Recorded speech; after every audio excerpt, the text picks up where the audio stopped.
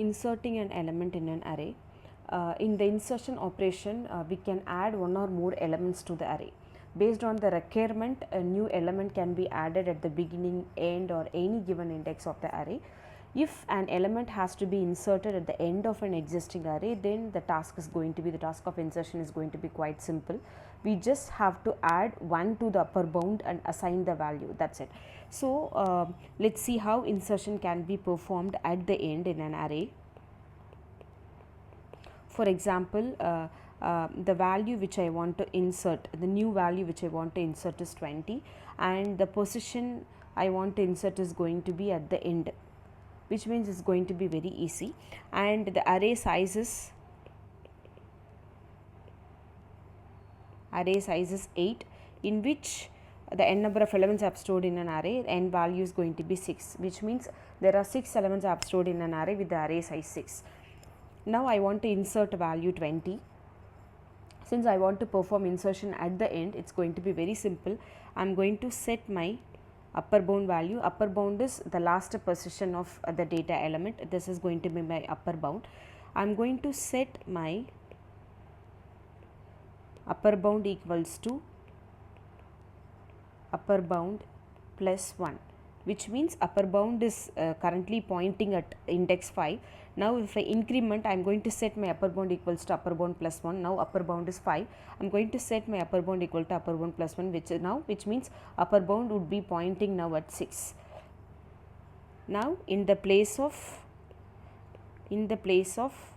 upper bound, array is the array, ARR is going to be array name. In the place of upper bound, I am going to insert the value which I want to, new value which I want to insert.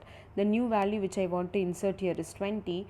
I am going to place my 20 in the place of upper bound.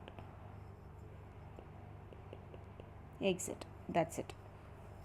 So performing insertion at the end is going to be quite simple. As you all know, array is nothing but collection of cells, collection of buckets or collection of cells, you can call it as. In each cell we can store only one element. These cells are indexed right from 0 till n minus 1, and where n is going to be the size of the particular array. For example, an array with the size, the given array here is, the size is going to be 8. So the each cell would be indexed from 0 till 8, which means till n minus 1. If n value is 6, if the array size is 8, till 7 it would be the index value is going to be. And performing, we just discussed how to perform insertion at the end in an array.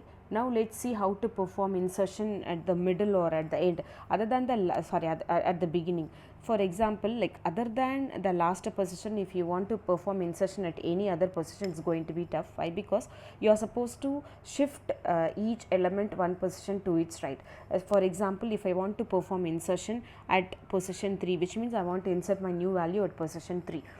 Directly you can go and insert only, but what would happen, this 15 would get replaced. You will lose this value 15. So if you want to lose this value 15, if you want to replace it, you can directly go and replace it.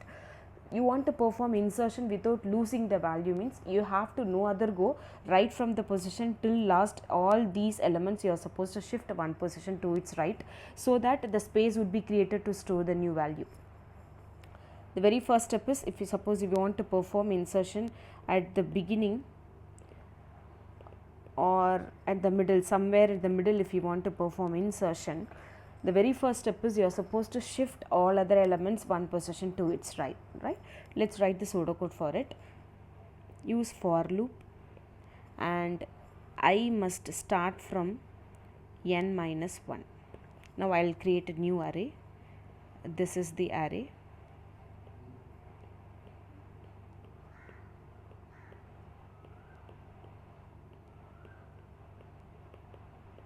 Array size is 8.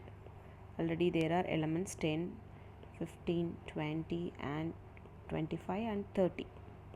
Now I want to perform insertion here at index position 3. Imagine that my position is 3, which means at position 3 I want to index, at index value 3 I want to insert my new value. The value which I want to insert is going to be 35, right? This is the pseudocode. Very first step is we are supposed to create a space to store the new value, right?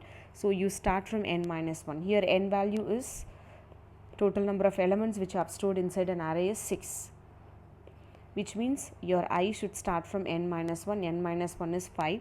So here your I is going to be I equals to n minus 1, and next condition is I is greater than or equal to position, which means right from here, right from n minus 1 till the position, whatever the elements were there in an array, you are going to move one position to its right.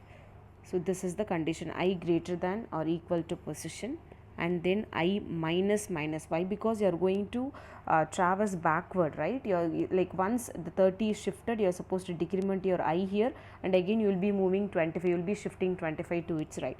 So these are the conditions which you are going to, you are supposed to give inside the for loop. Now let's check now.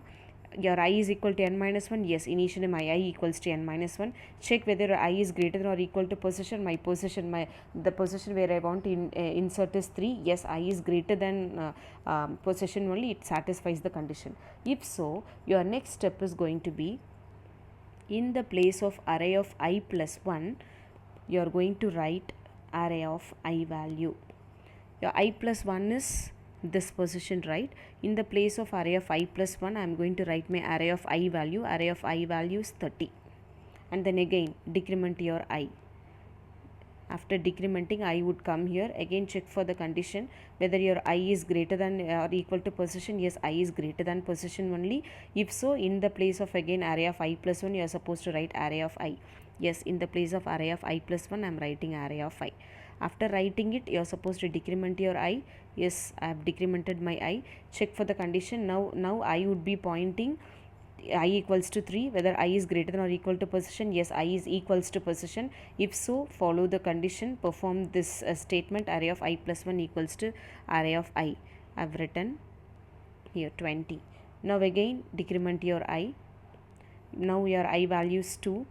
Whether 2 is greater, now your position is 3, whether your current I value is greater than or equals to position. No. If so, it would come out of the loop, right? So you have to come out of it and come out of the loop and write in the place of